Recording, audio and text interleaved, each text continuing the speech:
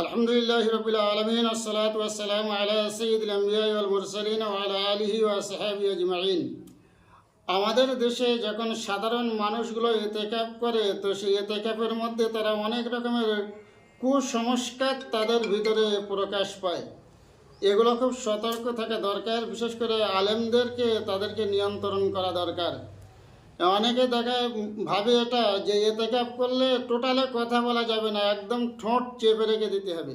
সময় তারা 24 ঘন্টা ঠোঁট চেপে রেখে দেয়, কথা বলতেই চায় না, ইশারা করে বলে। এগুলো আদৌ ঠিক না।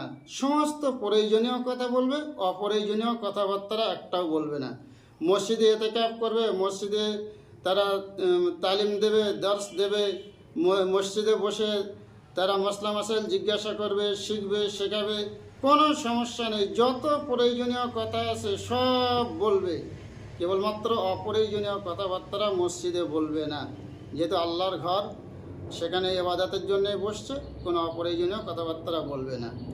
ঠিক অনুরূপভাবে আবার অনেকেই দেখা যায় ইতিকাফে রয়েছে কিন্তু ইচ্ছা মতন বাইরে যাচ্ছে, আসতেছে, বার হচ্ছে।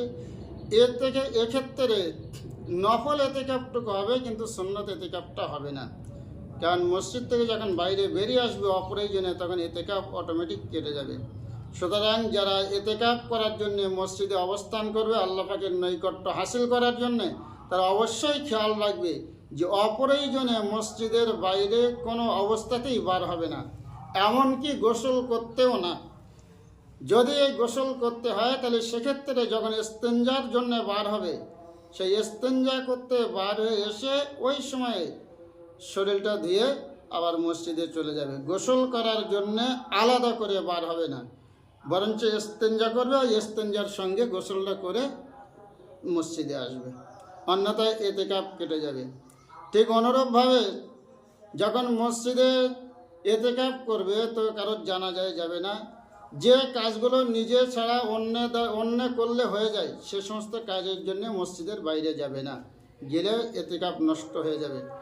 আল্লাহ পাক সঠিকভাবে আমাদেরকে আল্লাহর ঘরে ইতিকাফ করা তৌফিক নসিব করে দেন। আমিন। ওয়া আখিরি দাওয়ানা আলহামদুলিল্লাহি রাব্বিল আলামিন।